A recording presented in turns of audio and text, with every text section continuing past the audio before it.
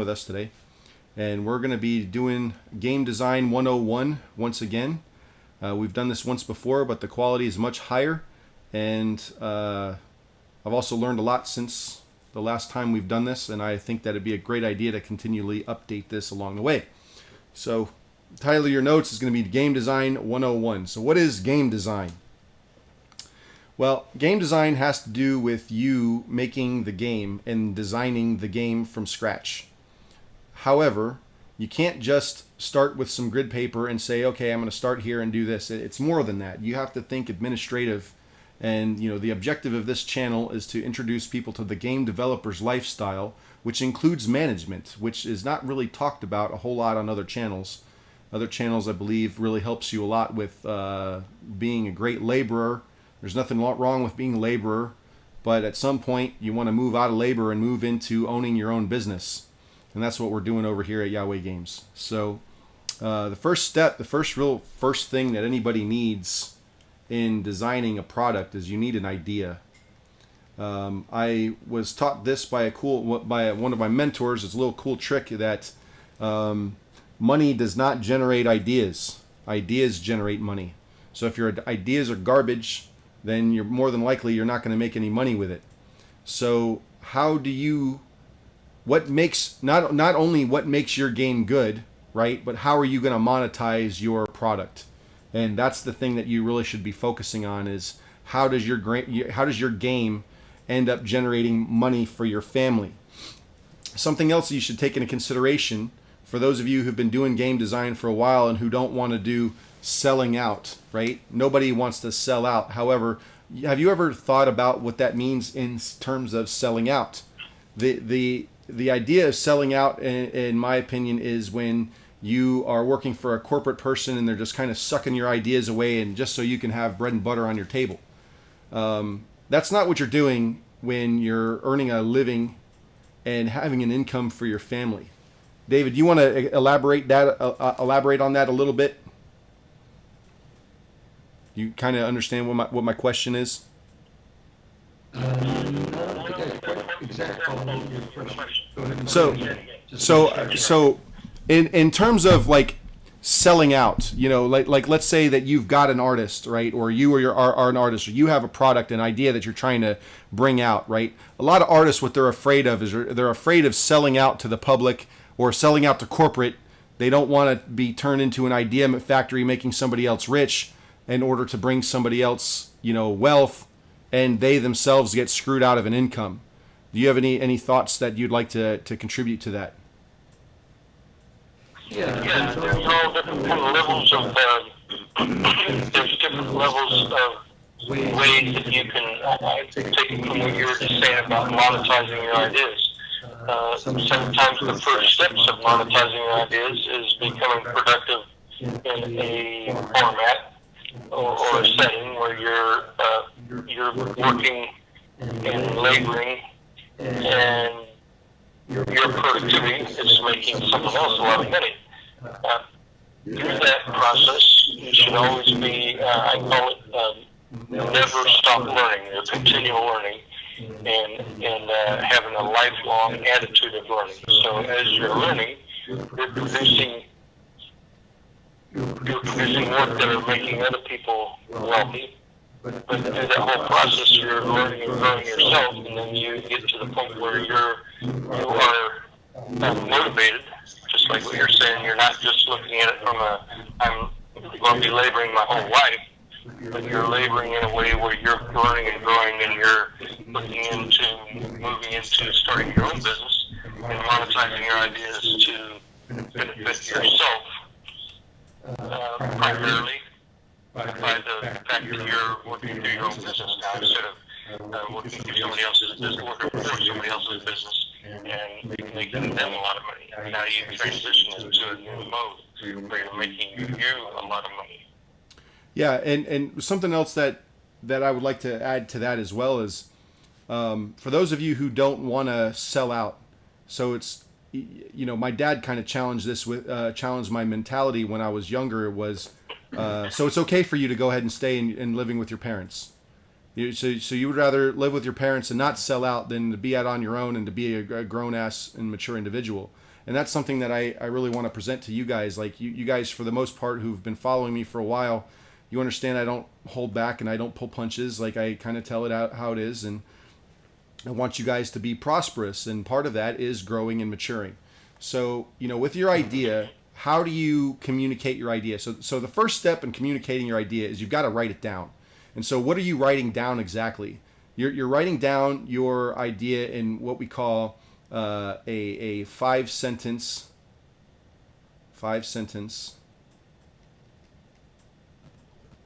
synopsis.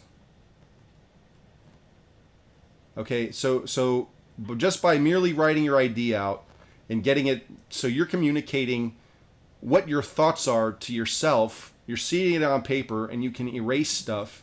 And 5 sentences is not a lot. It doesn't take a lot of time, but this forces you to communicate your idea to a team of people. For those of you who don't know how to be a leader, you've got to write down your ideas and communicate. For those of you who are introverts that just want to sit in a corner and do art or just program all day, you can't do that with a team. You've got to guide them and you've got to lead them. If you're leaving your leadership up to somebody else, then you might as well not be a game designer. I'm just being flat with you. So write down your ideas in 5 sentences. So I like to use a Spider-Man example, and let's say sentence one is Spider-Man swings on a pendulum. Okay, so that's the first idea. So second idea is that Spider-Man is going to use web shooters.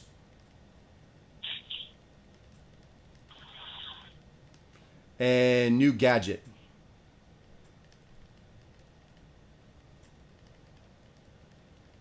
So, new gadget is can be anything, but that's a function.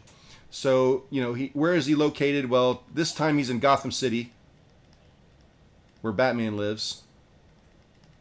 How did he get there? Fourth sentence is going to be, who's he fighting? So let's say he's going to meet the Joker. He's going to fight the Joker. And he'll fight Spider-Boy. Oh, I'm sorry, Superboy. My bad. Superboy. We'll make sure we put Superboy. All right, so he's going to fight Superboy, and then how does he get home? So you need a resolution. So the idea on taking these 5 sentences is to basically write out 1 sentence apiece what you're trying to accomplish. And then you take the next thing is you want to add 5 more paragraphs. So we're going to do a total of 6 paragraphs. Let me try that again. Paragraph. Treatment.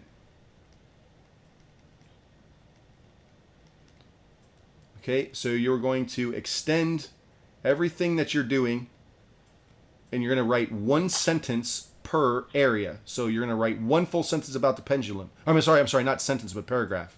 You're going to explain all of the different ways that the pendulum or that the web swinging can be done. You're going to write 1 paragraph about his web shooter and new gadgets. You're going to write 1 paragraph about Gotham City, 1 paragraph about Joker and Superboy, maybe other enemies that you'll fight along the way, and then 1 paragraph resolving how he's getting back to Brooklyn. Okay? So what will end up happening is as you add artwork, okay, it'll turn into a game design document. Okay, a game design document, also known as a GDD. All right, so let's go ahead and box this out. And this game design document is the master doc. This is the master doc. This is what everybody's going to go to in order to understand your vision. This is the most important document in the whole entire process. And to be honest, what this is going to turn into your strategy guide. Meaning like literal strategy guide. So it used to be when we were kids, you would buy a game like Final Fantasy VII and they would say, hey, do you want to buy a strategy guide so you know where everything is? Yes, I do. So the game design document is the strategy guide of the final product. And so the biggest part of the strategy guide and management side is what we call the master asset control list. Okay, it's also known as the MACL. Master Asset Control List. What is an asset control list? An asset control list is a spreadsheet of assets that are needed to complete your process or complete your project. An inventory of assets that is written down and logged in order to complete your project. So, if we're talking about an asset control list for Gotham City, what do we need in Gotham City in order for it to be Gotham City? That's what the asset control list does. It literally inventories every single street lamp, street light, building, street, road, trash can, trash bags, signage, like physical store location or club or car, or like literally every single asset that's in the whole entire list that's going to be a part of set dressing. And you can do this. And what is an asset control list for characters? Well, it's going to be Spider-Man. It's going to be Joker. It's going to be Superboy. It's going to be the other enemies. So you're literally listing and documenting every single thing that you need. So the ACL, or the Master Asset Control List, okay, MACL, this is your spreadsheet. It goes into the game design document. It's a part of it. So this way everybody can open up that document and know what's inside the MACL. Now typically the people who are writing down content for the MACL is management. That's one of the other reasons why we put the M in here, is try to develop mnemonic devices or acronyms or something that will help you understand. Master Asset Control List, you can call it a Manager Asset Control List. So once you have a spreadsheet, eventually what this is going to do is it's going to turn into a library. So that we're going to call this an asset library.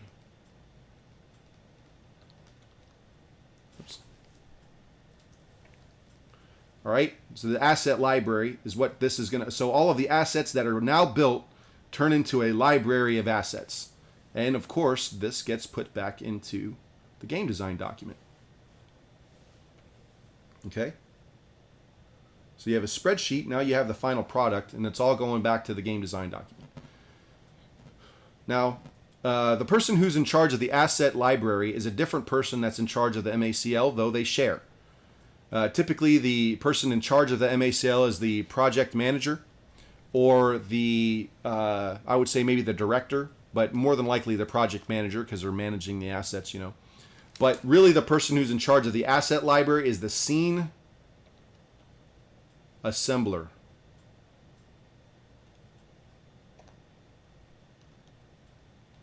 And for those of you who have done scene assembly before, I commend you for everything that you're doing. And for those of you who have never talked to a scene assembler before, be nice to them when you're working on the project. They are the crankiest person on the project because they have thousands and thousands of assets that need to be managed and named correctly. Naming convention is a big deal to a scene assembler. They get paid a lot of money to keep track of assets, so be nice, bring them coffee, give them a massage. And I don't know if I mentioned be nice, but be nice. Okay?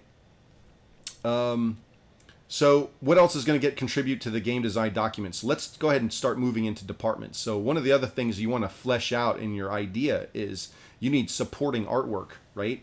So let's go ahead and bubble this out here. We're going to go ahead and move into, move into a new slide. How about that? We'll just call this slide the 2D department.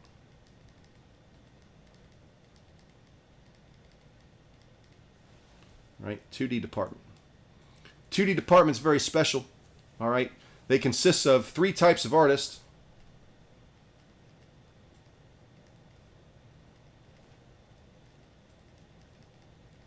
And they consist of 6 types of art.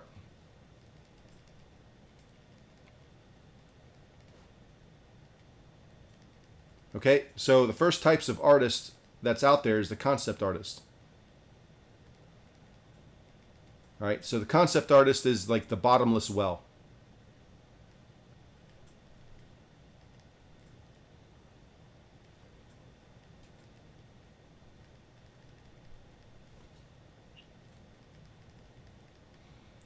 For those of you who are concept artists, you know who I'm talking to because Let's say you're drawing a picture of Wolverine and it's something that nobody's ever seen before, and his boots are on a napkin underneath your car seat in your passenger side your car, and then his vest is like underneath your bed, and his head/helmet is on your desk, and his new claws are like in your notebook.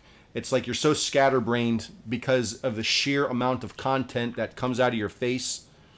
The idea is that you are always drawing. It appears as if you're disorganized, but you're just going with the flow of creativity. And the older you get, the little bit more organized you get. But for the most part, you can't keep up with what your brain outputs. Okay, so the second type is the blueprinter.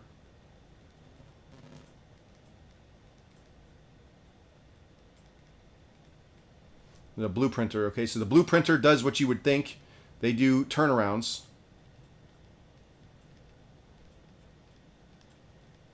Okay, turnarounds is the front, side, 3/4, back view, back 3/4 view, and their whole objective is to keep the modeler or the main production artist off of Google as much as possible. So always providing reference.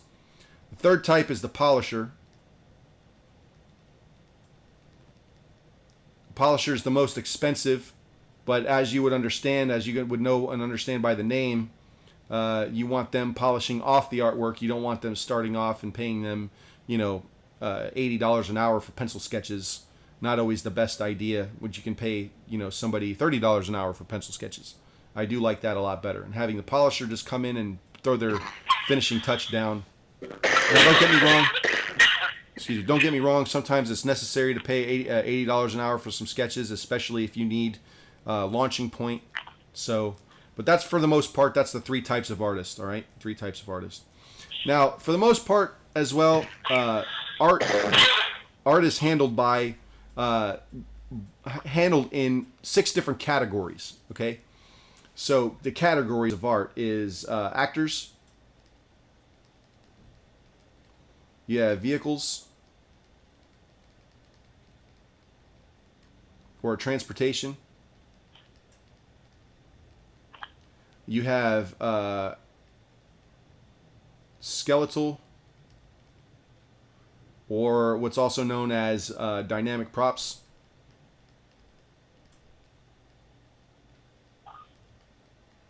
Okay, and number 4, you have environments.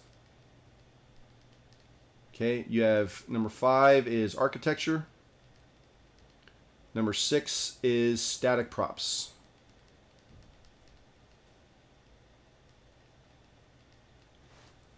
Okay, so let me define what these are. So, like, technically, if you were it really depends on the studio, you could switch out and say there's only 5 types of art, because you could put props in one category. I don't like to do that, and the reason why I don't like to is because there is always that difference between adding a skeleton to the artwork or not. Now, I know we went over this already, David, but I don't mind. I hope you don't mind going over this again. Sure. So actors. This could be a human. It could be an alien. Could be an animal. Okay, a vehicle. Transportation is always land, sea, and air. All right, you have skeletal props, and skeletal props is or dynamic props. You have like anything like with like a gun, anything with moving parts in it. So a gun has a charging handle, a trigger, scope, sockets for attachments, all that kind of stuff. All right, and then we have environments. So we have the skybox, terrain, water, and foliage. All right, and then we also have architecture, which is interior and exterior. We also have residential. We have commercial. We have industrial. And lastly, we have military. For static props, it's basically set dressing stuff that the player would not normally interact with.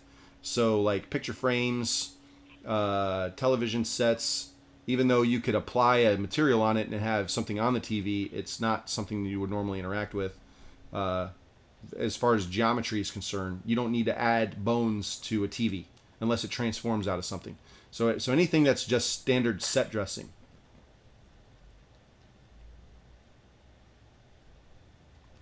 Lamps is another good example of that. So this is basically how your 2D department's laid out. Okay, so going back to this, so we actually have a whole department that we're going to contribute to this game design document, right? Is the 2D art. So all 2D art should go inside this document.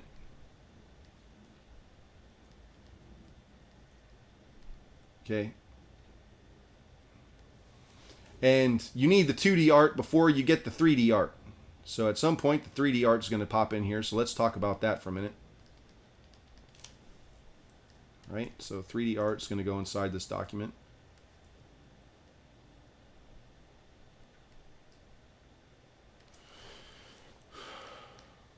Okay, so let's go ahead and divide this down. 3D art. Now 3D art, the way that this process goes is essentially what we're doing is we have to take the concept. So once the blueprint concept is done, all right, we're going to take the blueprint and we're going to start right over here. So we'll just put blueprint right here.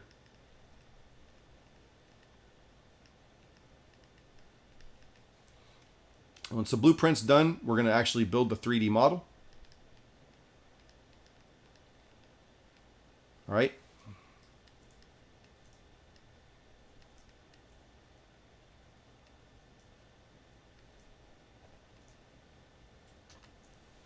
And from the 3D model, we're going to split into two camps.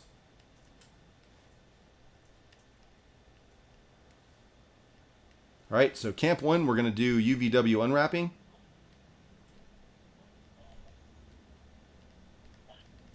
Which is the process of converting a 3D model into a 2D model in order to texture it. All right, and then from unwrapping, we're going to go ahead and move it into texturing and sculpting.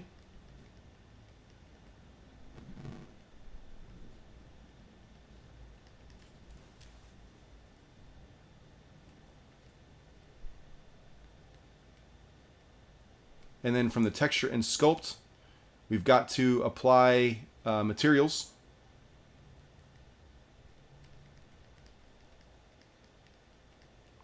And not only materials, but we have to get the topology set up. Materials and final topology. Okay, topology, just put topo down there for short. All right, and then what happens is once we have the final top, we basically need to do the final model.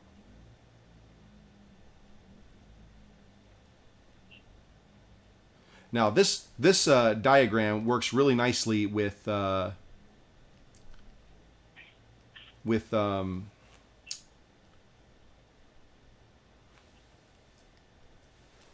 This works really nice with anything basically environment, architecture, static. It works really nicely this way. So that's your process just to do one model. Of course, if you're going to do anything from the above list, from actors, vehicles, and dynamic props, what you need a skeleton. So the first thing that you're going to need is a rig on this side. Okay, you're going to need a skin. You're also going to need a pose. And then it's going to get dropped into this final model. So if you will, let me try to help you understand that this is two separate departments, okay? So the departments on the left-hand side is still the 3D modeling department. And the departments on the right-hand side have to do with the animation department. All right, so if we come over here like this. So let's just write this over here like this. We'll do modeling. And we'll do another word. We'll do animation.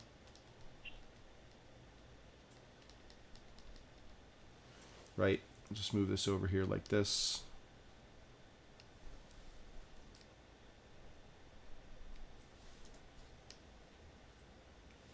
That's the animation department, and then of course the modeling department is over here.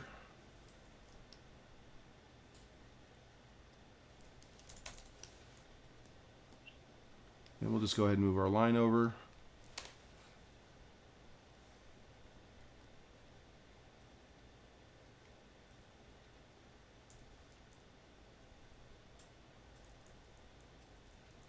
Yeah, something like that. All right, and that's essentially how we're dealing with this. Oh, and we forgot one other thing, so let's go and merge this down. So once we're done with our final model, the last thing that we need to do is material and lighting.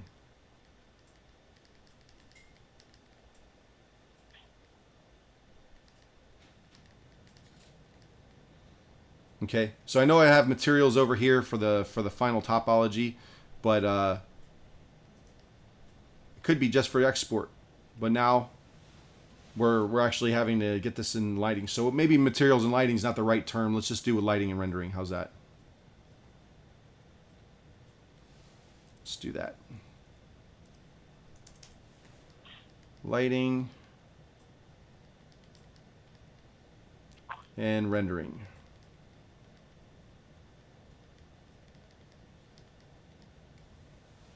All right, and that's that. So going back and looking at our original section here. Okay. Let's go ahead and merge this down. That's how our 3D art contributes back to the game design document. Now, for the most part, the 3D animation department can't really contribute a whole lot to a 2D document, not unless you use something like Sketchfab. Sketchfab, let me explain what that is when the internet boots up here. So Sketchfab is a new way of looking at 3D assets.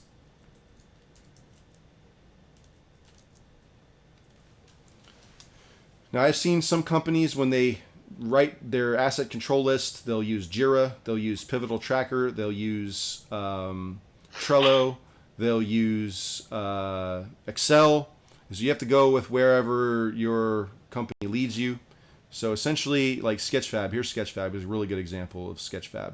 So let's go ahead and pull up this character, I guess, for now.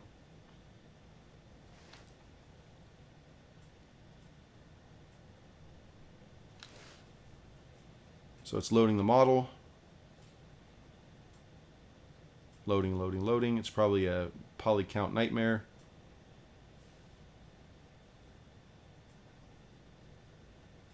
Come on. There we go. So this is a 3D model that you're seeing in web time. This is all real time. Sorry, I didn't mean to do that.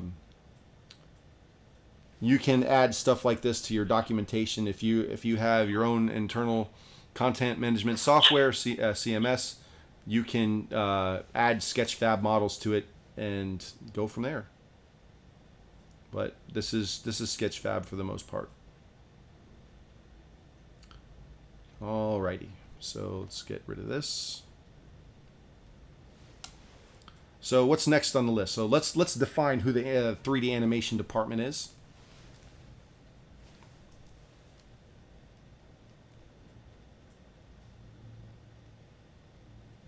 All right, 3D animation department is the department responsible for the story. That's their main method of existence. Why do they exist? Because they're telling a story. So how do you tell a story? The first thing that you need is, your idea for the story.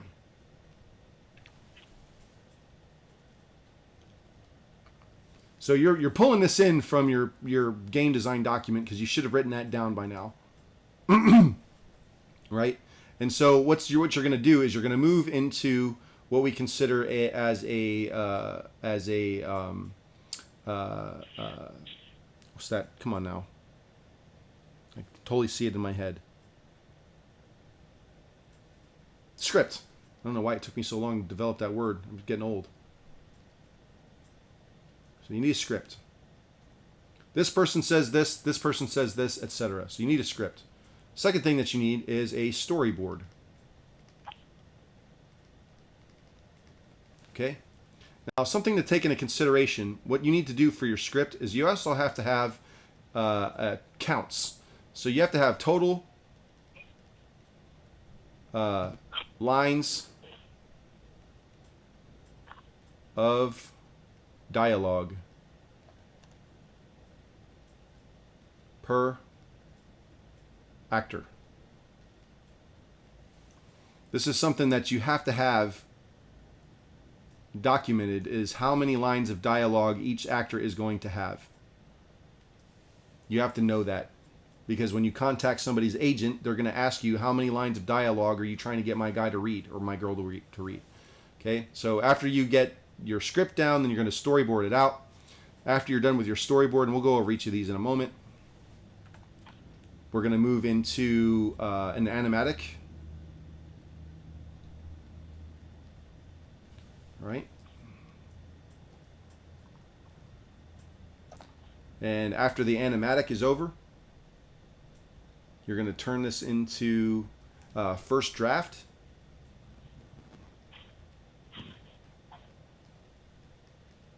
All right. First draft for pacing.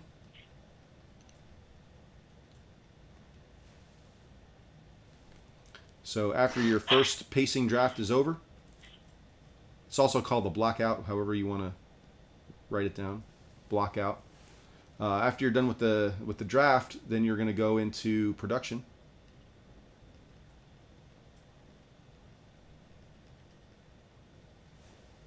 All right. And after you're done with the production, you're going to do a final render.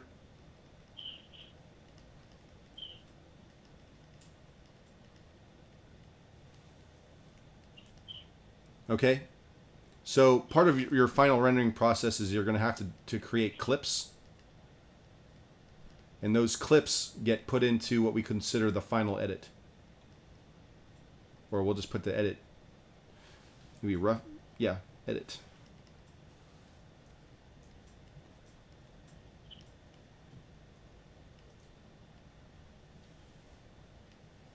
And then once you have all the clips in and it's been approved by everybody, then of course you have the final story.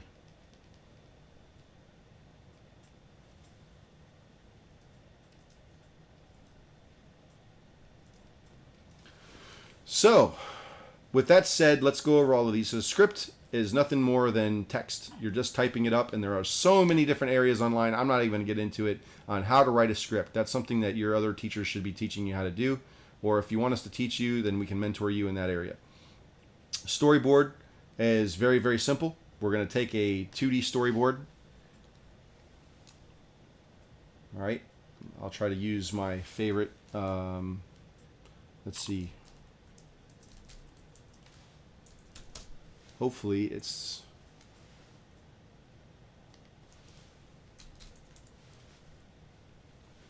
Haha! I actually remembered.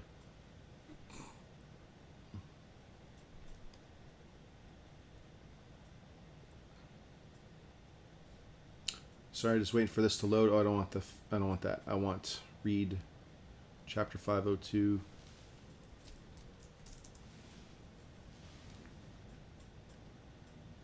Hopefully this will just let me pull it up so I can show you guys what's going on. Nope, I got to join this one.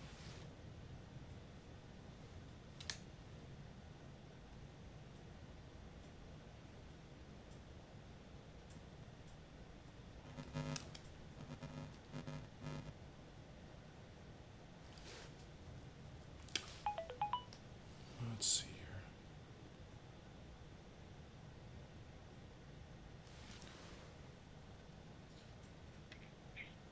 How about I just do this? Let me see if I can find it under images faster. What? Okay, this is the best example I can give you of a storyboard. It looks like a comic book. you have different panels giving you different information of what each character says. And you go to the next panel, and they give you more information of what every character says. And, you know, in manga, you read right to left, not left to right.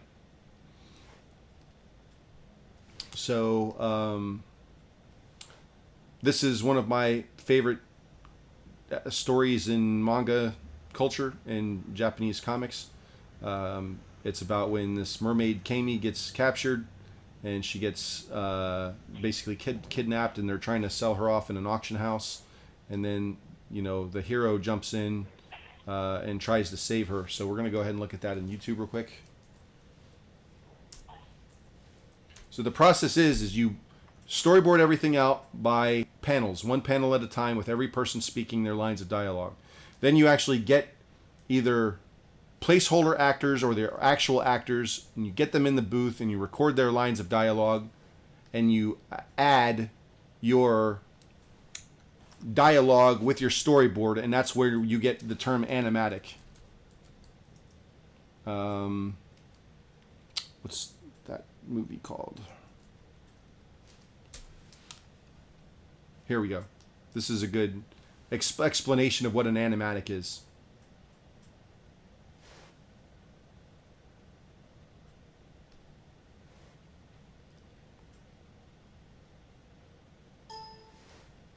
So this is a deleted scene from Ratatouille. Of heisting rat fit into the. Wanted to talk to anybody about it. So I'm just going to try to skip. There we go. This is literally an animatic.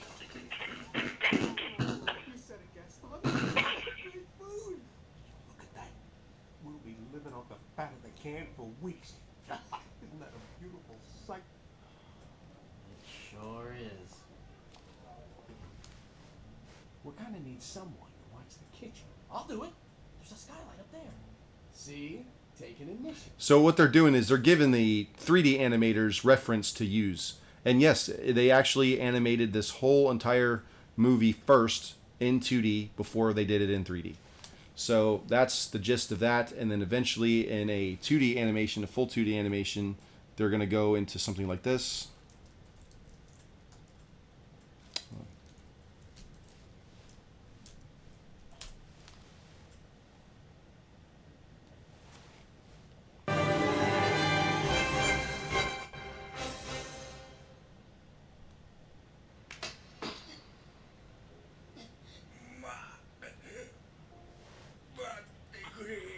So this is the animatic process now, full-fledged 2D animation.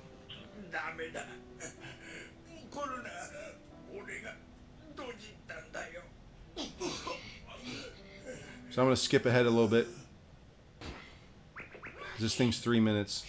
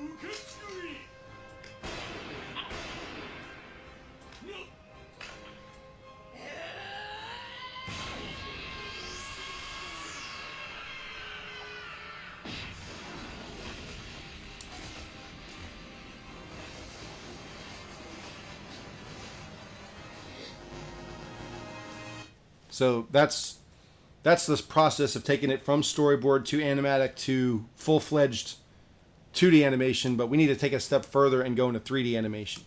So that would be down here under the pacing draft. All right. So eventually, after you write out your 2D animation or your 3D animations, let's show you that. I'm jumping topics slightly, okay?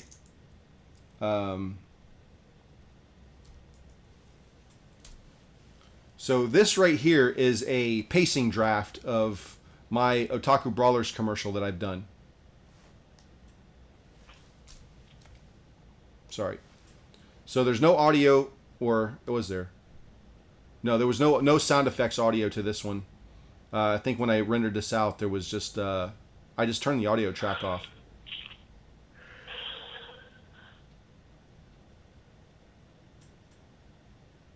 So this is all draft block out. This is actually what we call 3D Max render. So this is being rendered in the viewport. All right. And then so when you put all the lighting and you put all the visual effects on it, this is what it looks like full blown.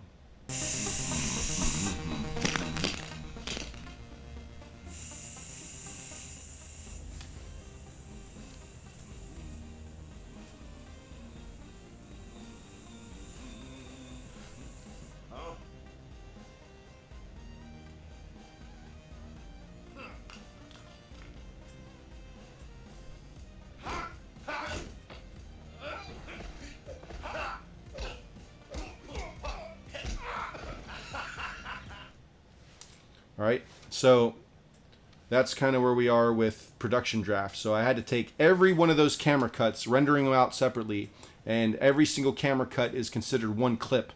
So once I had one clip a piece and I had to give it to a final edit, I had to allow my client to approve it, and then I finally got my final story. So that's one aspect that the 3D animation department covers, is the story aspect. The other thing that it covers is that there's different types of 3D artists.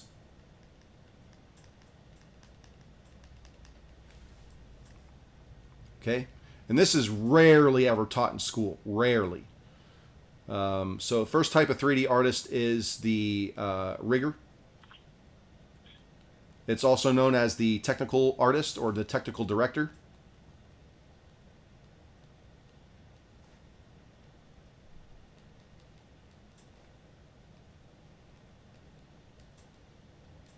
So a technical director, of course, is a person who's in charge. Okay, and who's involved with rigging and what is a rig? We'll get into that in a minute. And then also the person who does the rigging is usually also the person who does the skinning. Although you can have two separate people do this, but it is this process. It's 1, 2, 3. Now you can animate without the skin. It is possible, and that does happen. So when that type of process happens, even if it goes to 1, 3, 2. The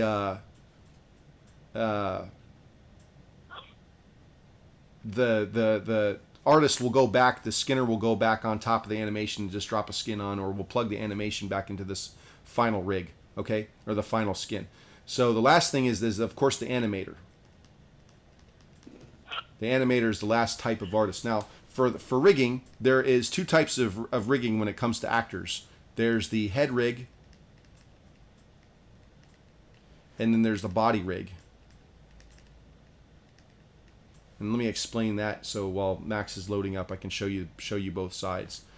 So so when somebody says, "Hey, I'm an animator," they should know all three of these. They should know all three of these areas. But in a larger production facility, rigging and skinning is done by one person, and an animator is done by the other.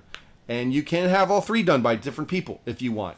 I don't like rigging or skinning, but I'm actually really good at it. I'm good at it because nobody else wanted to do the jobs when I was younger, so I got really, really good at it. And I kind of like how I equate it is like it's having a bad salad. So you eat enough bad salads long enough, eventually it just tastes like a regular salad. And then when you have a really good salad, it's like, oh my God, this is so delicious. So it's a bad salad that grows on you. Same thing with unwrapping. So we go back a panel. UVW unwrapping is kind of the equivalent of rigging and skinning. Most people don't like either, but I don't mind either. I really don't. I've skinned so many characters in my time. Okay, so a head rig and a body rig. They are two separate rigs. They are handled two separate ways, and eventually an animator will do both. Head rigs are for lip syncing and facial expressions, and body rig is for performance in acting according to the lines of dialogue. So that's pretty much that situation. Technical artists can animate, but they technically shouldn't. Skinning artists can animate, but they typically shouldn't. The animator is the animator for a reason, and animation guys really shouldn't be rigging and skinning. That's my professional opinion. You really should be set people because it's a different method of thinking. These two lines of thought have to do, rigging and skinning have to do with technical skill or objective learning, and then an animator is the creative individual who's implementing the subjective process, the creative process.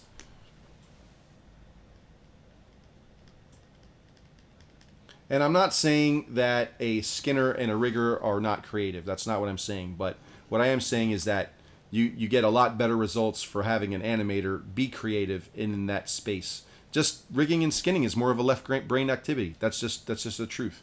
So don't be ashamed of that. So going back to our overall presentation here, you know, looking at the looking at the game design document and everything inside, we're kind of over here with animation. So if anything does get stuck inside of the game design document, it would be the storyboard.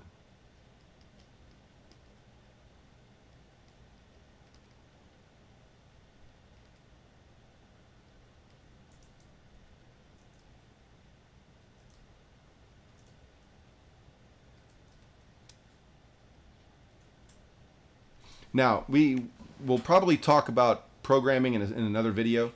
That is not something that will really go in a game design document. I mean, there's really no need for it. I mean, nobody wants to see lines of code and people missing semicolons at the end of stuff. So I don't feel like it's necessary to talk about, but I do think it is necessary to talk about what types of programmers there are out there and to talk about pitfalls and different things that you should look for in dealing with a programmer. I'm just not going to do it in this video. The only other department that we have to talk about is visual effects, and as a matter of fact, I'm probably going to pull up my curriculum to talk about those guys because visual effects is a whole field of stuff, and they should be treated with the highest respect in regards to what they do. So we'll just put visual effects down here. I do believe that visual effects is part of the animation department. Okay.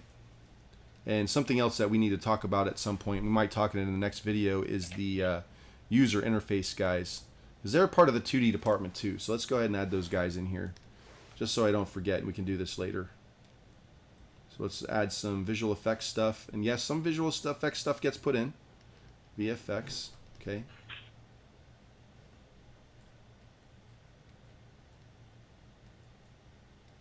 and then of course we'll just go ahead and add user interface. We'll put it over here.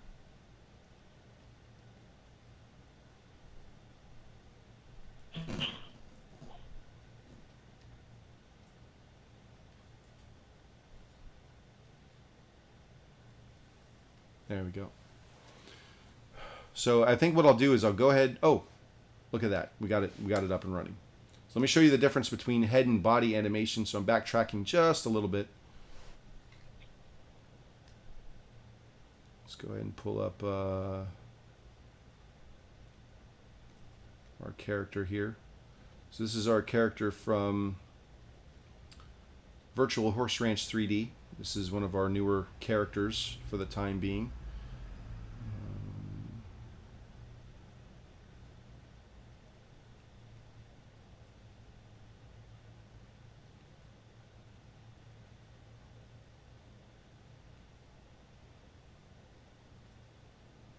All right, where are you? There we go.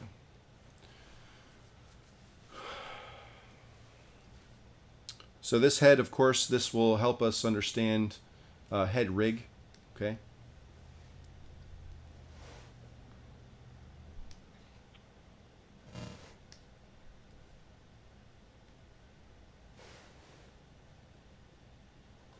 Sorry guys, 1 second here. Just checking to see if I can mute this for a second.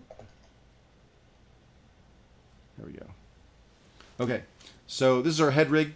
So if we scroll through here, we can see that she's got a little bit of facial expression. She does blink, she does talk or whatever. And then also, if I unfreeze this, select our character, she can actually become somebody else. So if we turn this morph target on, we can change her into a completely different individual. and we can actually preserve the same facial animation with her as we can with the original woman. All right. And what's the purpose of doing this? Well, it's a head rig. It's binding these control nodes to the whole entire head, and these control nodes drive the facial muscles. And what we're going to end up doing with this particular character is by creating multiple morph targets for this character, we can change the nose and change the lips and change the eyes, so we can make them different people and use the same rig, so it is actually much more affordable for our clients. Okay, so that's this system. And so what we can do is we can basically take this system here and throw it on a body rig. See if I got one of those set up. I should actually have one in here. Can't remember if it was this file. That's okay. I know it's inside of Unity, so we'll just go ahead and show you the body rig instead.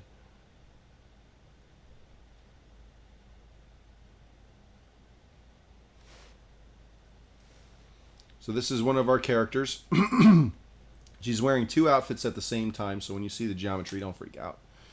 Let me just go ahead and turn off the Western set, I guess, and we can look at the equestrian set together.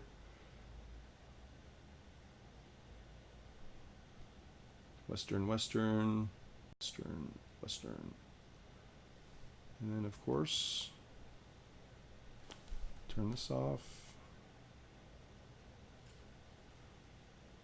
Okay, so this is our character, and you'll see blue and green bones, and these blue bones, this has to deal with our rig for our character.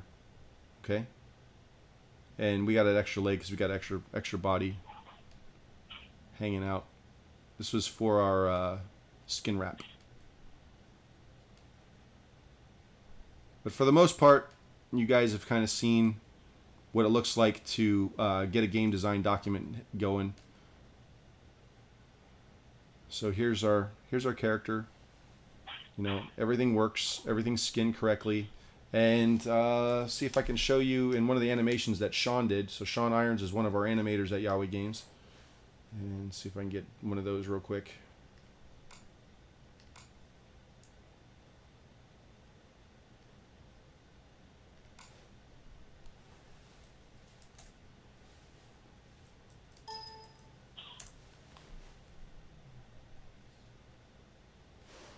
So this is what Sean's been working on. He's been working on taking this character and mounting a horse with it.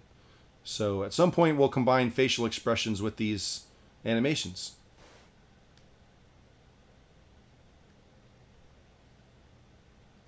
So we'll just go ahead and slow it down too, so we don't drop frame rate. I got a lot going on this machine right now. So you did a pretty good job with this, and that's for pretty much for a rear mount for the horse. He's got a little bit more work to do, but that's a good draft. So, recapping. I think we'll go ahead and just put visual effects and UX in the next video.